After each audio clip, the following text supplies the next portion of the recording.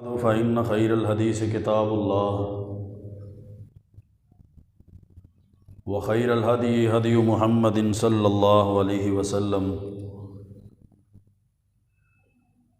وشر الأمور محدثاتها وكل محدثة بدعة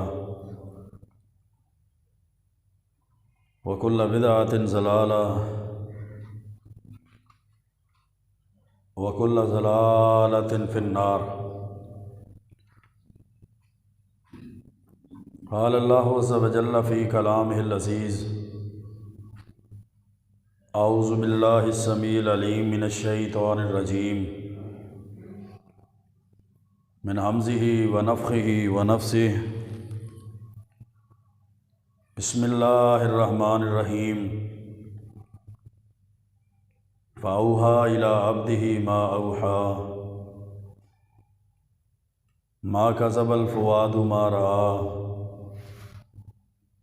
أفتمارونه على ما يرى۔ وقال رسول الله صلى الله عليه وسلم: ثم أدخلت الجنة فإذا فيها جنابذ اللؤلؤ وإذا ترابها المسك۔ رواه البخاري في صحيحه۔ رب اشرح لي صدري ويسر لي أمري واحلل عقدة من لساني يفقهوا قولي۔ رب زدني علما سبحانك لا علم لنا إلا ما علمتنا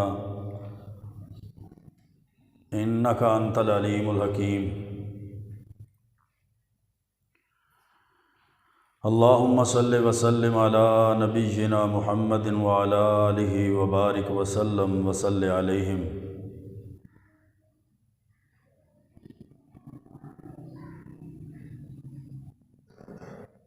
اللہ کے پاک پیغمبر علیہ الصلاۃ والسلام کے معجزات میں سے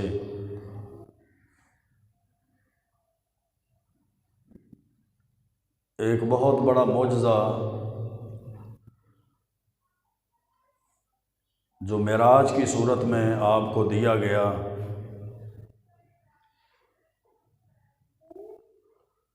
جس کے حوالے سے ہماری گفتگو چل رہی تھی،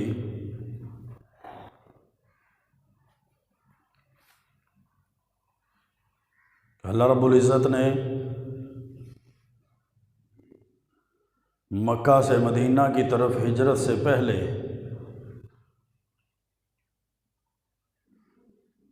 اپنی نشانیاں دکھانے کے لیے اپنے محبوب پیغمبر علیہ الصلاۃ والسلام کو بیت اللہ یعنی مکہ سے بیت المقدس مسجد اقصیٰ تک، پھر ساتوں آسمانوں کی سیر، جنت اور جہنم کے مناظر، یہ سارے کے سارے معاملات رات کے ہی ایک چھوٹے سے حصے کے اندر دکھائے۔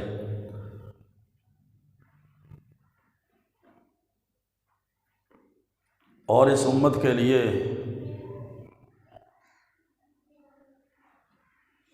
فلسفہ معراج کے اندر بہت بڑے سبق ہیں۔ امت کے لیے درس ہے کہ معراج کا فلسفہ کیا ہے، اور امت پر اس معراج کے تقاضے کیا ہیں۔ اللہ کے پیارے پیغمبر علیہ الصلاۃ والسلام کو معراج سے پہلے آپ کا شق صدر سینہ کو چاک کیا گیا، آپ کے پاکیزہ دل کو نکالا گیا، زمزم کے ساتھ اس کو دھویا گیا، ایمان و حکمت سے اس کو بھرا گیا۔ حضرت جبریل امین علیہ الصلاۃ والسلام براق ایک سواری لے کر آئے، اس پر آپ کو سوار کر کے بیت اللہ سے بیت المقدس مسجد اقصی لے جایا گیا، جہاں پر آپ نے انبیاء کرام کی ایک جماعت کو نماز پڑھائی، جماعت اور امامت کروائی۔ پھر آپ کی مہمان نوازی کی گئی، دودھ، شراب اور شہد آپ کو پیش کیا گیا، جس میں سے آپ نے دودھ کو، فطرت کو، حلال کو پسند فرما لیا۔ اس کے بعد باری باری ساتوں آسمانوں پر لے جایا گیا، مختلف آسمانوں پر مختلف انبیاء کرام علیہم الصلاۃ والسلام سے ملاقات کروائی گئی۔ پھر سدرۃ المنتہی، جو 7ویں آسمان پر ایک بیری کا درخت ہے، وہاں پر آپ کو لے جایا گیا۔ پھر بیت المعمور، آسمان والوں کا بیت اللہ، اس کا نظارہ کروایا گیا۔ پھر سدرۃ المنتہی کے پاس حضرت جبریل علیہ الصلاۃ والسلام کی آپ کو اصلی شکل اور آپ کو اصلی صورت دکھائی گئی۔ یہ ساری چیزیں آپ پچھلے جمعہ کے اندر ترتیب کے ساتھ اور بالتفصیل سن چکے ہیں۔ اللہ کے پیارے پیغمبر علیہ السلام فرماتے ہیں، صحیح بخاری اور صحیح مسلم کی حدیث ہے کہ اس کے بعد پھر مجھے جنت میں داخل کیا گیا، ادخلت الجنۃ، میں نے جنت کے نظارے دیکھے، جنت کے مناظر دیکھے۔ فَإِذَا فِيهَا جَنَابِذُ اللُّؤْلُؤِ، میں نے دیکھا کہ جنت کے اندر موتیوں کی لڑیاں ہیں، اور موتی بھی کیسے ہیں؟ بہت بڑے بڑے موتی۔ اللہ نے جنت کے محل اور جنت کی کوٹھیاں موتیوں سے بنائی ہوئی ہیں۔ وَإِذَا تُرَابُهَا الْمِسْكُ، اور میں نے دیکھا کہ جنت کی جو مٹی ہے وہ بھی کستوری کی ہے، عام مٹی نہیں ہے، بلکہ اللہ تعالیٰ نے جنت کی مٹی بھی کستوری کی بنائی، عمدہ موتیوں کے کبے اور مٹی کی کستوری، جیسا کہ صحیح مسلم کے اندر حدیث ہے، اللہ کے پیارے پیغمبر علیہ السلام نے فرمایا، اِنَّ لِلْمُؤْمِنِ فِي الْجَنَّةِ لَخَيْمَةً مِّن لُؤْلُؤَةٍ وَاحِدَةٍ، اللہ نے مومن کے لیے جنت کے اندر ایک خیمہ بنایا جو ایک ہی موتی سے بنا ہوا ہے، عمدہ موتی کا خیمہ، عمدہ موتی کا محل، عمدہ موتی کی کوٹھی اللہ نے تیار کی ہے۔ من لؤلؤۃ واحدۃ مجوفۃ طولها 60 میلا من کل زاویہ، اس خیمے کی ہر طرف سے جو لمبائی ہے 60 میلا، وہ 60 میل کی لمبائی ہے۔ ایسا اللہ نے مومنوں کو انعام جنت کے اندر دیا ہے کہ موتی کا محل بنایا ہے، عمدہ موتی کا، اور اس کی لمبائی چوڑائی کتنی ہے؟ اللہ نے اس کی لمبائی اور چوڑائی ہر زاویے سے 60 میل لمبائی اور چوڑائی رکھی۔ یہ مومن کو اس کی نیکی کا بدلہ اللہ دے گا۔ یہ جو گرمیوں کی تپتی ہوئی دوپہر میں وہ جناب دھوپ کے اندر سفر کر کے مساجد کی طرف رخ کرتا ہے نا، اور سردی کی تاریک راتوں میں اپنے گرم بستر اور نرم بستر کو چھوڑ کر اللہ کی عبادت کرتا ہے، کبھی وہ سارا دن اللہ کی رضامندی کے لیے بھوک اور پیاس کو برداشت کرتا ہے، راتوں کو اٹھ کر عبادت کرتا ہے، کبھی وہ اپنے مال میں سے سال کا حساب لگا کر زکوٰۃ دیتا ہے، تو کبھی اللہ کی توفیق سے جب فصل آتی ہے تو وہ اپنی ہر فصل کے موقع پر اس میں سے اچھر دیتا ہے۔ اللہ کی اطاعت کرتا ہے، اللہ کے پیارے پیغمبر علیہ السلام کی فرمانبرداری کرتا ہے، ان الذین آمنوا وعملوا الصالحات، ایمان لانے کے بعد وہ نیک عمل کرتا ہے، کانت لہم جنات الفردوس نزلا، اللہ تعالیٰ نے جنتوں کے اندر ایسے لوگوں کی مہمان نوازی تیار کی کہ یہ مہمان ہو گئے اور اللہ تعالیٰ خود میزبان ہوگا ان کا۔ اس لیے تو اللہ کے پیارے پیغمبر علیہ السلام نے فرمایا مومن کے لیے جنت کے اندر اللہ نے عمدہ موتی کا خیمہ، عمدہ موتی کا محل بنایا ہے، طولھا 60 میلا من کل زاویۃ، اللہ نے اس موتی کی چوڑائی، لمبائی، ہر اونچائی، ہر زاویے سے 60 میل رکھی۔ اندازہ لگا لیں 60 میل کتنے کلومیٹر بنے گا۔ یہ ایک محل ہے جو اللہ نے مومن شخص کو دینا ہے، فرما بردار مسلمان شخص کو دینا۔ یہاں تو ساری زندگی غریب آدمی محنت مزدوری کرتا ہے، دہاڑی کرتا ہے، پھر بھی وہ اپنا مکان 5-4 مرلے کا نہیں بنا سکتا، لیکن اللہ رب العزت نے کیا فائدہ دیا ہے؟ من عمل صالحا من ذکر او انثی وهو مؤمن فلنحیینہ حیاتا طیبہ۔ اللہ رب العزت جو شخص بھی مومن آدمی نیک عمل کرتا ہے اس کو پاکیزہ زندگی بھی دیتے ہیں اور اس کے عمل سے بڑھ کر اس کو بدلہ اور جزا بھی دیں گے۔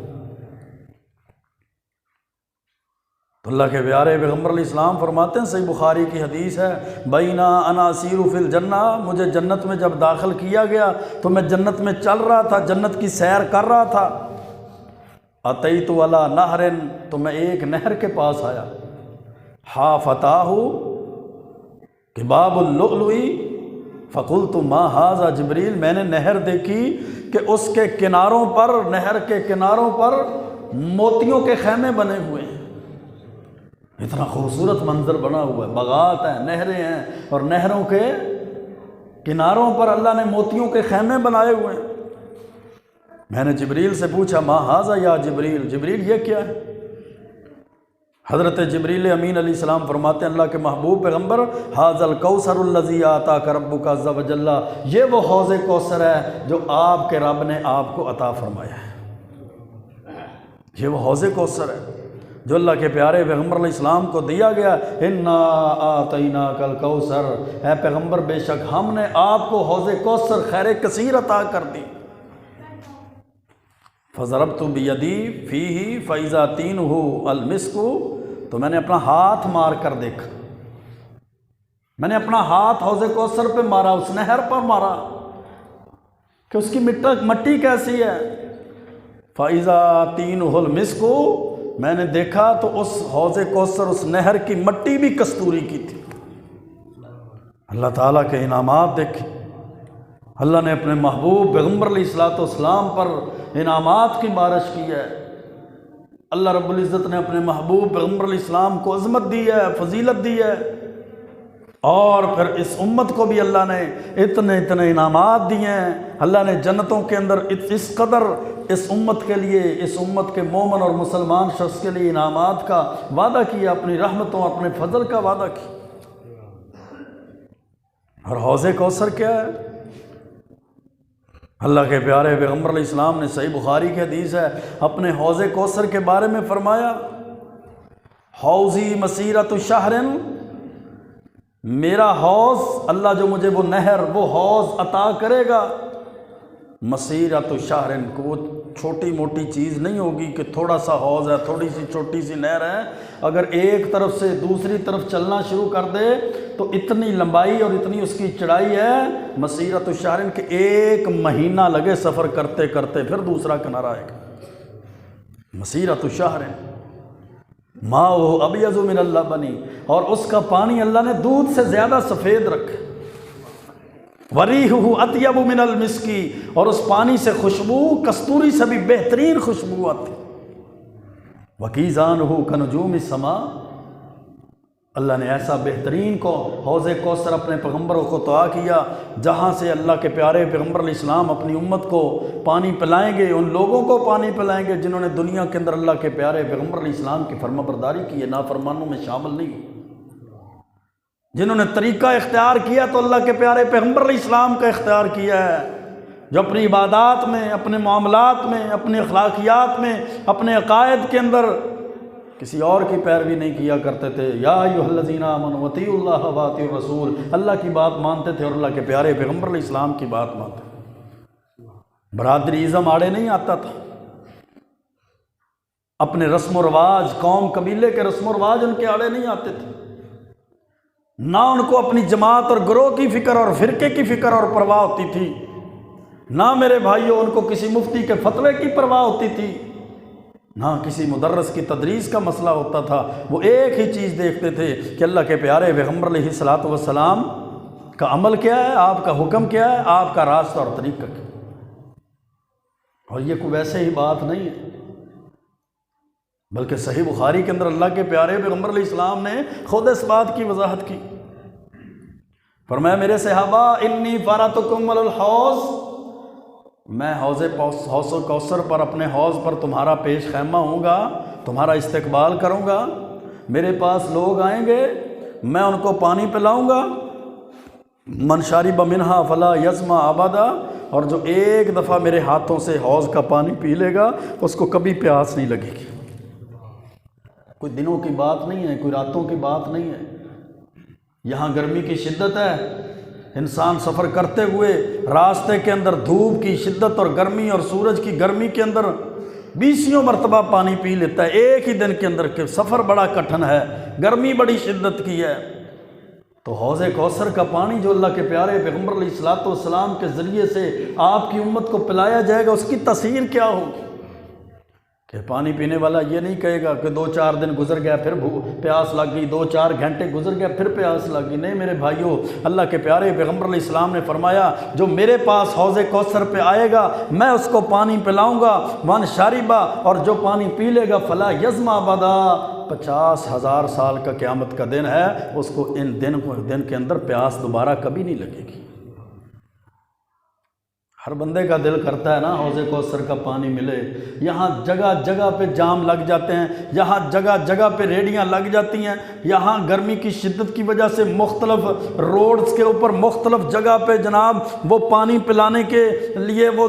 دکانیں لگ جاتی ہیں۔ کبھی بندہ وہاں روکتا ہے، رک جائیں جی پانی پی لیں بڑی گرمی کی شدت ہے، کبھی بندہ دوبارہ رکتا ہے جی پانی پی لیں گرمی کی شدت ہے، کبھی بندہ وہ اے سی والی گاڑی میں بیٹھ کر بھی پانی اور دوسری کولڈ ڈرنک کی بوتلیں اپنے پاس رکھ لیتا ہے کہ راستے کے اندر پیاس لگے گی تو پی لیں گے۔ موٹر وے پہ چلتا ہوا، اپنی گاڑی پہ، ذاتی گاڑی پہ چلتا ہوا بھی اپنے پاس پانی کی بوتلیں رکھ لیتا ہے کہ راستے میں پیاس لگے گی۔ حالانکہ 2 4 5 10 گھنٹے کا سفر ہے، اس سفر کے زیادہ راہ کا کھانے پینے کا انتظام بندہ اپنی گاڑی میں کر کے بیٹھتا ہے تو وہ تو بڑا لمبا سفر ہے، بڑا طویل سفر ہے، پھر طویل دن ہے، پھر 1-2 دن کی بات نہیں، سال 6 ماہ کی بات نہیں ہے، 50,000 سال کا دن ہے۔ اس دن کے پیاس کے لیے، اس دن کی جناب چھاؤں کے لیے، اس دن کے سائے کے لیے انسان کے پاس چیز ہوگی تو صرف ایک ہی ہوگی۔ وہ کون سی چیز ہے کہ نیک عمل ہیں تو اس کو جناب گرمی کی شدت میں پیاس بھی دی جائے گی، نیک عمل ہیں تو اس کو قیامت کے دن اللہ عرش کا سایہ بھی دے گا۔ اگر اس کے پاس ایمان اور نیک عمل نہیں ہے تو وہ ساری چیزوں سے محروم ہو جائے گا۔ میرے بھائیو حدیث کو سنیے اور اپنے اعمال کی درستگی کی طرف ہم آتے ہیں کہ اللہ کے پیارے پیغمبر علیہ السلام نے فرمایا، صحیح بخاری کی حدیث ہے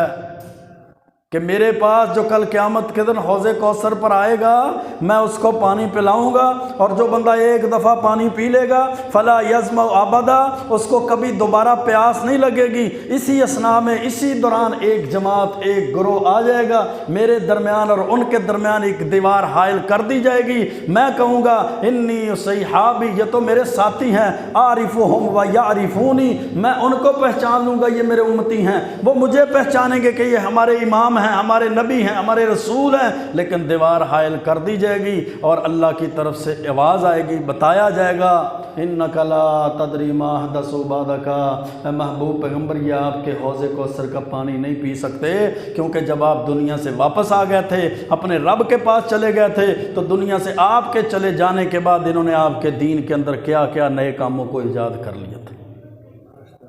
انہوں نے بدعات کو پیدا کر لیا، انہوں نے خرافات کو پیدا کر لیا، انہوں نے دین کے اندر اپنی مرضیوں اور اپنی منمانیاں کر لی، اپنی مرضی کو دین کے اندر شامل کر لیا، اپنے طریقوں اور اپنے بزرگوں کے طریقوں کو شامل کر لیا، انہوں نے اپنے مفتیوں پیروں فقیروں کے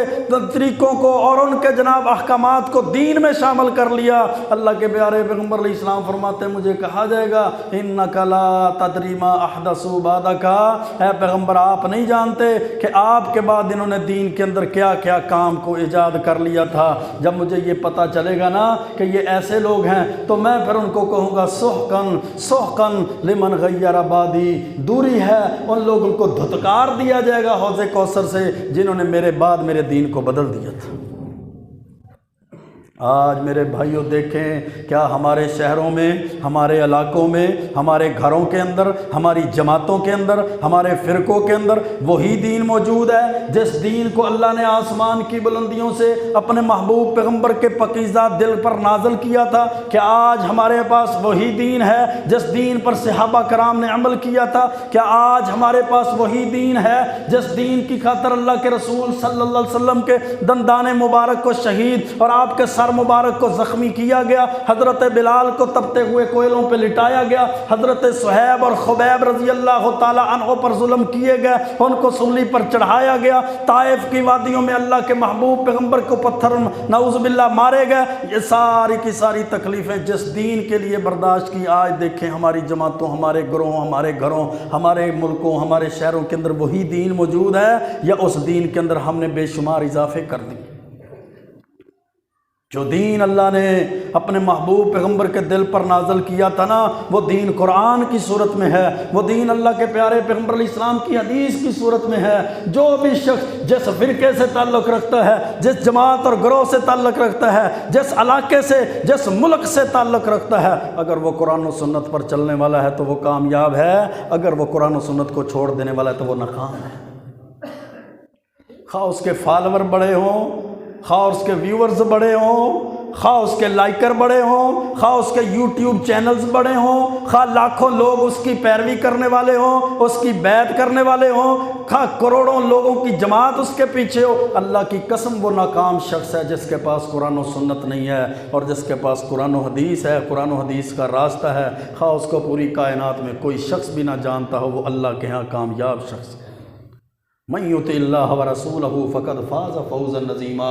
جس نے اللہ کی پیروی کی، اللہ کا دین تو فرقوں کی بات نہیں نہ کرتا، اللہ کا دین تو جماعتوں کی بات نہیں نہ کرتا، اللہ کا قرآن تو کہتا ہے واعتصموا بحبل اللہ جميعا ولا تفرقوا، تم فرقوں میں نہ بٹو، تم مختلف جماعتوں اور گروہوں میں تقسیم نہ ہو جاؤ، واعتصموا بحبل اللہ، اللہ کی اس رسی کو یعنی قرآن کو مضبوطی سے تھام لو۔ من یطع اللہ ورسولہ فقد فاز فوزا عظیما، جو اللہ کی پیروی کرتا ہے، اللہ کے رسول کی پیروی کرتا ہے، وہ سب سے بڑی کامیابی کو حاصل کر لیتا ہے۔ لیکن آج کے مولویوں کو، آج کے لوگوں کو یہ باتیں سمجھ نہیں آتی، دین کا نام بھی لیتے ہیں، مرضی اپنی شامل کرتے ہیں، دین کا نام لیتے ہیں، طریقے اپنے شامل کرتے ہیں، دین کا نام لیتے ہیں، من مانیاں اپنی کرتے ہیں، دین کا نام لیتے ہیں، اپنی خواہشات کی پوجا کرتے ہیں۔ اللہ کے رسول علیہ الصلوۃ والسلام نے دین کس کو بتایا، دین کس کو کہا؟ دین اور سچا راستہ اور کامیابی والا راستہ صرف قرآن و سنت کو کہا ہے میرے بھائیو۔ یہ وہ حوض کوثر جو آپ کو عطا کیا گیا، اللہ کے رسول علیہ السلام اس کے اوصاف خصوصیات بیان کرتے ہوئے فرماتے ہیں کہ ذانہ کنجوم السماء، لوگ ایسے نہ سمجھیں ہزاروں بندے ہوں گے، لاکھوں اور کروڑوں اور اربوں کی تعداد ہوگی، پتہ نہیں وہاں جائیں گے کو مجھے برتن بھی ملے گا پانی پینے کے لیے کہ نہیں، حوض کوثر سے پیالہ جام کا ملے گا یا نہیں ملے گا؟ اللہ کے رسول علیہ السلام نے فرمایا میرے صحابہ کہ ذانہ کنجوم السماء، اللہ نے جو مجھے حوض کوثر دیا ہے اس کے برتن اتنی تعداد میں ہیں جتنی تعداد میں آسمان کے ستارے ہیں، آسمان کے ستاروں جتنے برتن اس حوض کوثر کے۔ اور اس کی خوبی کیا؟ من شرب منہا فلا یظمأ ابدا، جو بندہ اس حوض کوثر سے پانی پیے گا اس کو کبھی دوبارہ پیاس نہیں لگے گی۔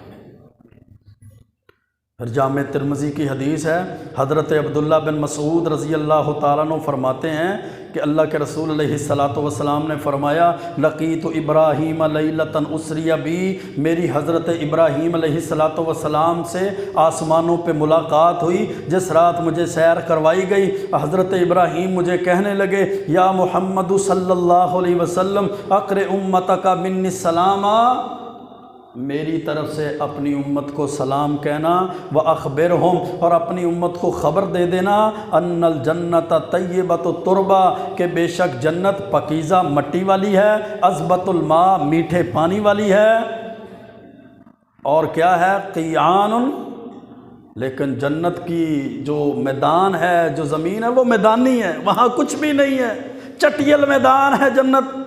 وَإِنَّ غِرَاسَهَا، نہ کوئی درخت ہے وہاں پر، نہ کوئی بلڈنگ ہے وہاں پر، نہ کوئی محل ہے وہاں پر، اللہ نے جنت کو چٹیل میدان بنایا ہے۔ اگر کوئی بندہ نیک عمل کرتا ہے اللہ اس کے لیے وہاں نہریں جاری کر دے گا، اللہ اس کے لیے وہاں درخت لگا دے گا، اللہ اس کے لیے وہاں محل بنا دے گا۔ اور پھر اللہ کے رسول علیہ الصلاۃ والسلام کو حضرت ابراہیم نے فرمایا کہ اپنی امت کو بتا دیجئے گا کہ ان غراسہا سبحان اللہ والحمد للہ ولا الہ الا اللہ واللہ اکبر، عمدہ مٹی والی جنت، میٹھے پانی والی جنت ہے، چٹیل میدان۔ اس چٹیل میدان کے اندر اگر تم اپنے لیے درخت لگانا چاہتے ہو، باغات لگانا چاہتے ہو، اپنے لیے نہروں کو جاری کروانا چاہتے ہو، اپنے لیے محل بنوانا چاہتے ہو، سبحان اللہ والحمد للہ ولا الہ الا اللہ واللہ اکبر، یہ تسبیح پڑھا کرو، اللہ تمہارے لیے جنت کے اندر باغات اور جنت کے اندر درخت لگا دے گا۔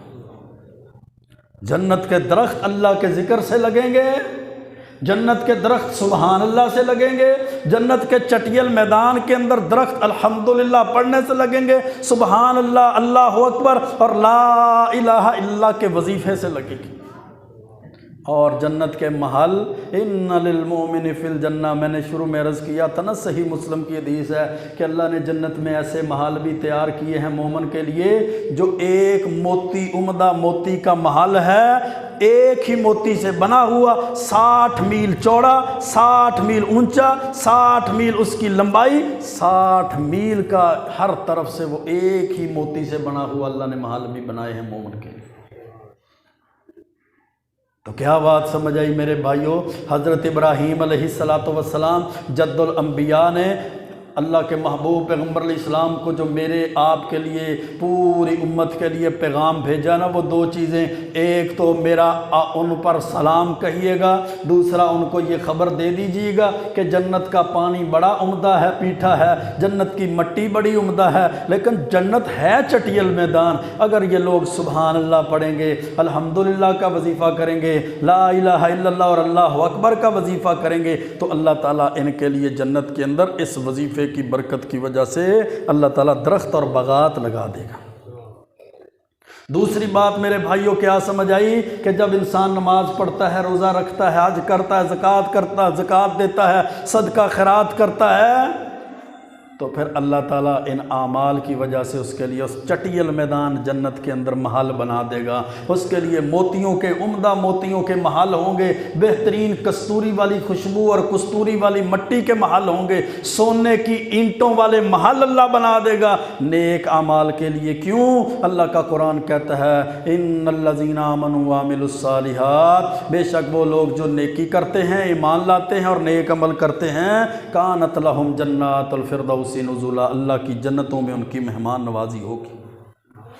اور مسند احمد کی حدیث ہے مر امتک فلیکثروا من غراس الجنہ، اے محبوب پیغمبر اپنی امت کو جا کر حکم کیجئے، اپنی امت کو جا کر پیغام دیجئے کہ کثرت کے ساتھ جنت کے درخت لگا لیں۔ کیسے؟ فإن تربتها طیبۃ وارضها واسعۃ، جنت کی مٹی بڑی عمدہ ہے اور جنت کی زمین بڑی وسیع ہے۔ اور پوچھا وما غراس الجنہ، جنت کے درخت کیسے لگیں گے؟ فرمایا لا حول ولا قوت الا باللہ، یہ وظیفہ جو انسان کرتا ہے اللہ تعالیٰ اس کے لیے جنت کے اندر درخت لگا دیتا ہے۔ اور دوسرے موقع پر آپ نے فرمایا تھا لا حول ولا قوت الا باللہ ہی کنز من کنوز الجنہ،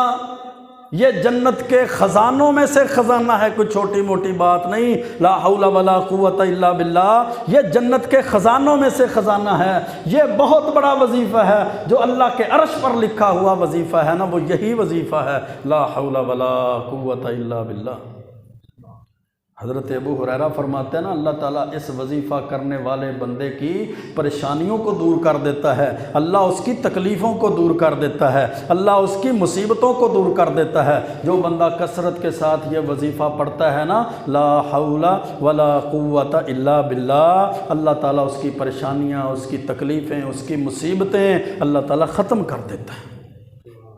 جو جنت کا خزانہ ہے، جس بندے کو جنت کا خزانہ ملے، وہ پھر پریشان، پھر تکلیف والا، وہ مصیبتوں والا، فتنوں والا، آزمائشوں والا رہ سکتا ہے؟ نہیں میرے بھائیوں، اس لیے اللہ کے رسول علیہ الصلاۃ والسلام کو حضرت ابراہیم علیہ السلام نے امت کے لیے جو پیغام دیا، اس پیغام، اس ذکر، اس وظیفے کے اندر یہ وظیفہ بھی شامل ہے، لا حول ولا قوت الا باللہ۔ کثرت کے ساتھ کیا جائے، یہ اللہ تعالیٰ کی رضامندی، اللہ تعالیٰ کی جنت کا خزانہ اور انسان کی پریشانیوں، انسان کی تکلیفوں کو دور کرنے والا اور جنت میں باغات اور درخت لگانے والا وظیفہ۔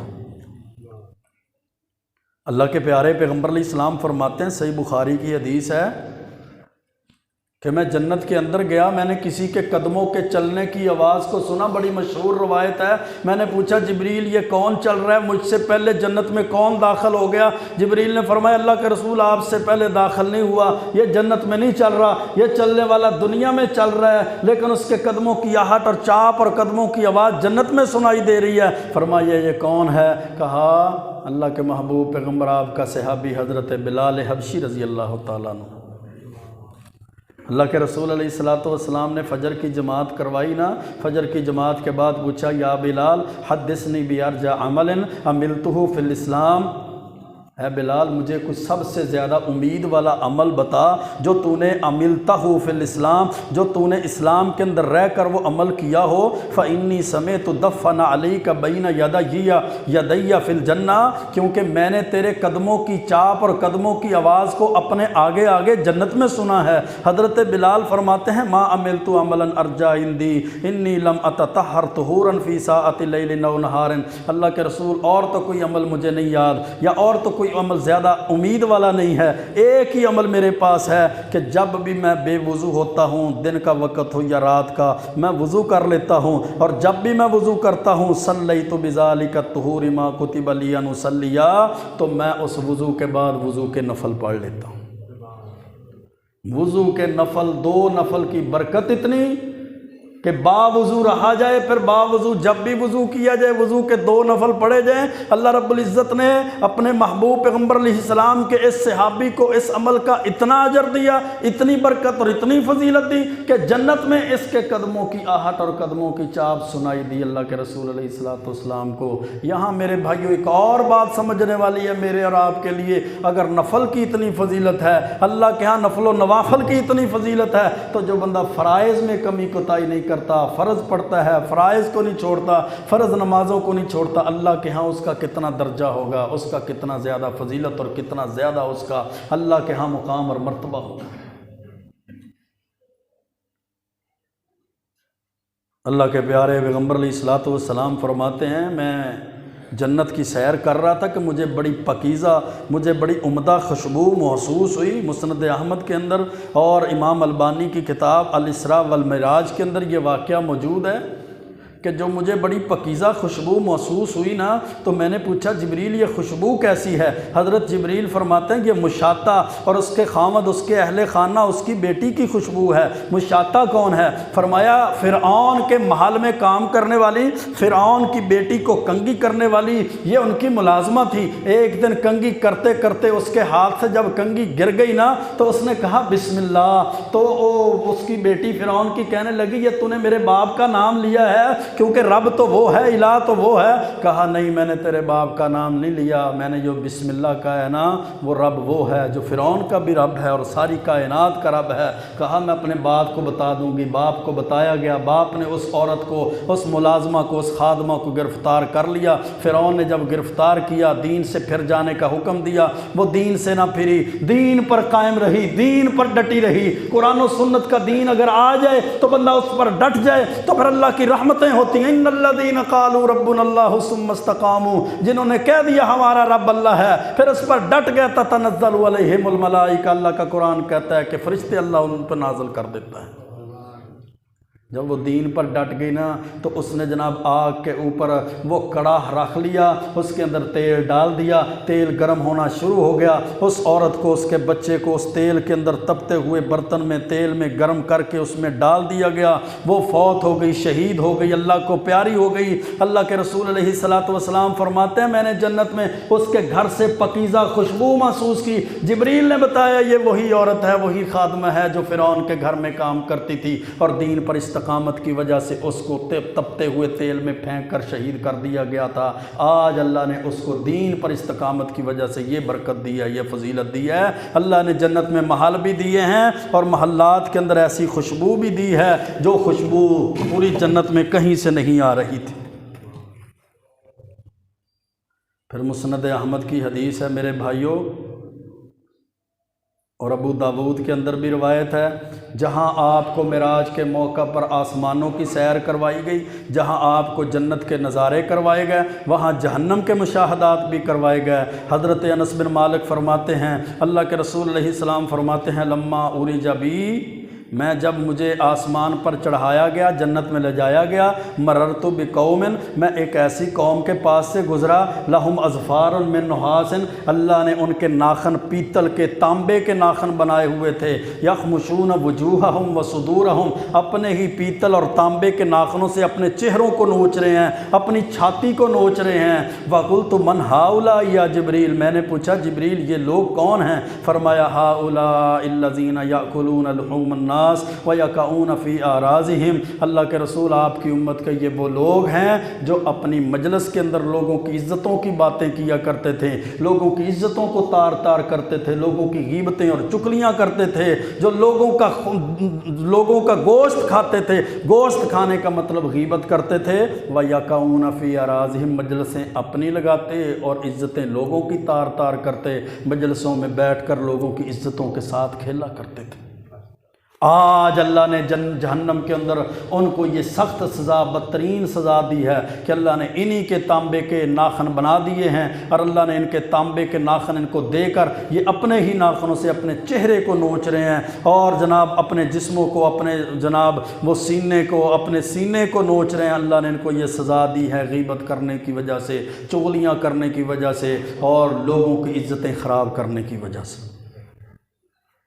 پھر سب سے بڑھ کر دو چیزیں میرے بھائیوں جو معراج کے موقع پر فلسفہ معراج اور اس کے تقاضے اور امت کے لیے درس ہے۔ پہلی چیز، حضرت عبداللہ بن مسعود رضی اللہ تعالیٰ عنہ فرماتے ہیں کہ اللہ کے رسول علیہ السلام کو معراج کے موقع پر 3 انعامات دیے گئے، 3 تحفے دیے گئے۔ اعطی الصلوات الخمس و اعطی خواتیم سورۃ البقرہ۔ پہلا تحفہ اللہ کے رسول علیہ السلام کو معراج کے موقع پر یہ دیا گیا کہ امت پر 5 نمازیں فرض کی،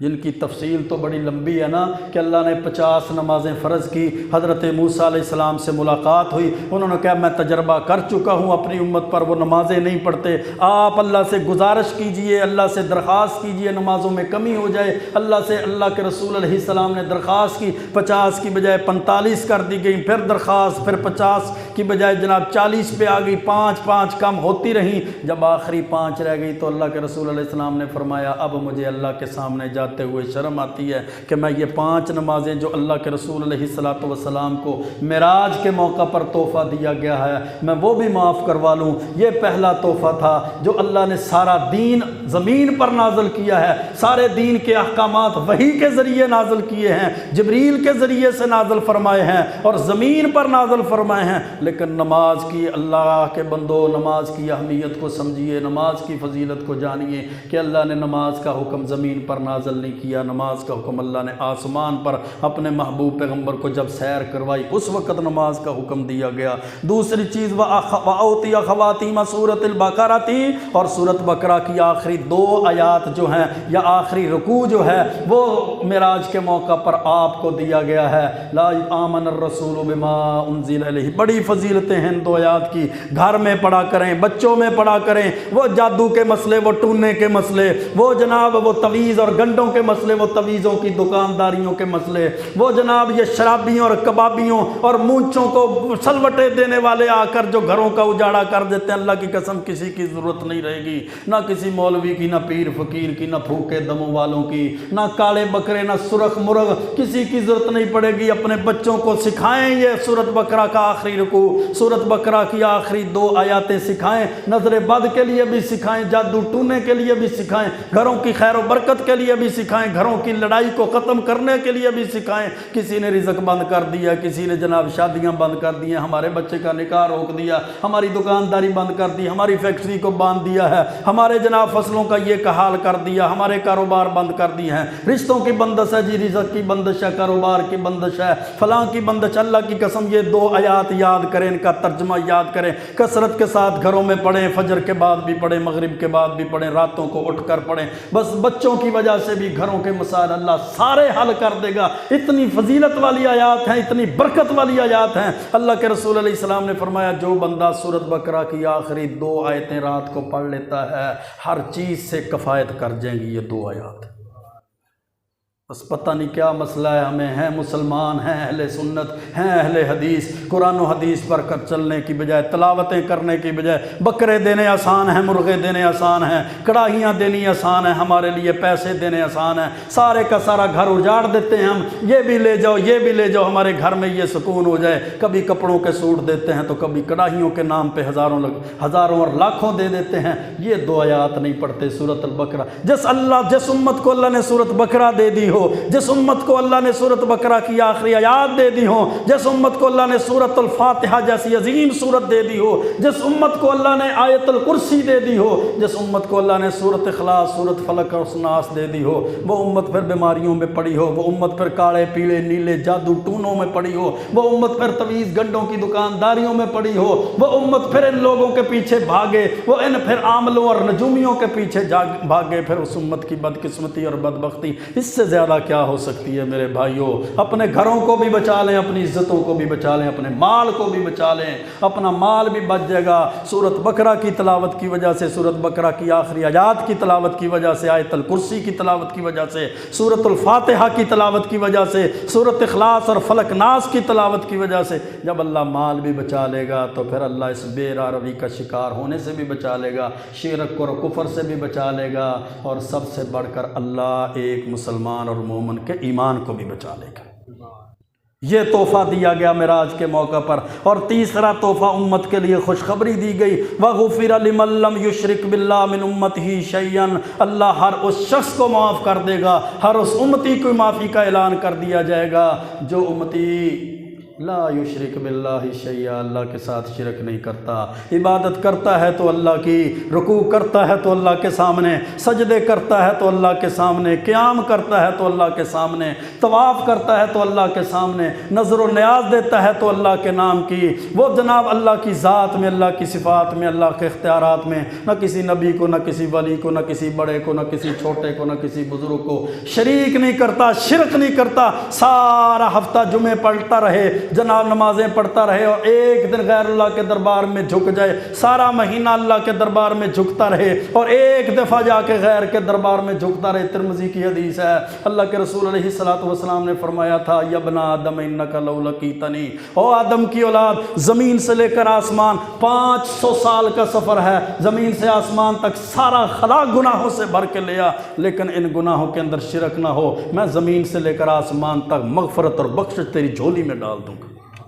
شرک نہیں ہونا چاہیے میرے بھائیوں، شرک سے بھاگیں، شرک سے نفرت کریں، شرک سے دور رہیں، نہ شفا کے لیے شرک کریں، نہ اولاد کے لیے شرک کریں، نہ کاروبار کے لیے شرک کریں، نہ رشتہ و ناتوں کو جوڑنے کے لیے شرک کریں، نہ جناب ان عاملوں کے پاس جائیں، نہ ان فرادیوں کے پاس جائیں، نہ ان نجومیوں کے پاس جائیں، نہ ان مونچھوں کو بڑھانے والوں کے پاس جائیں، نہ ان جناب تیر تکے لگانے والے جادوگروں کالے علم والوں کے پاس جائیں۔ اللہ کے ساتھ تعلق کو جوڑ لیں، قرآن کی تلاوت کریں، اللہ ہر چیز کو محفوظ کر دے گا، اللہ شرک سے بچا لے گا۔ اللہ کے رسول علیہ السلام کو یہ 3 تحفے معراج میں دیے گئے، ایک نماز کا تحفہ دیا گیا جو آپ کی آخری وصیت بھی تھی، الصلاۃ وما ملکت ایمانکم، آپ نے اپنی امت کو جو آخری وصیت فرمائی وہ یہی فرمائی، میری امت کے لوگوں میری نمازوں، میرے بعد نمازوں کا خیال رکھنا اور اپنے غلاموں، خادموں اور نوکروں کا خیال رکھنا، اور نماز کے بعد سورۃ بقرہ کی آخری آیات کو یہ تحفہ دیا گیا،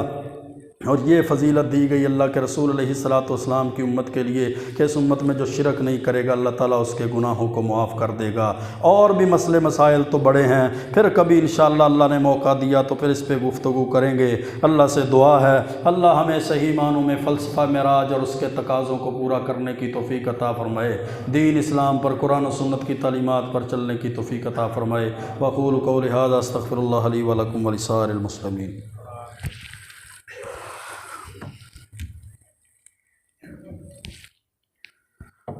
ان الحمد لله نحمده ونستعينه ونستغفره ونعوذ بالله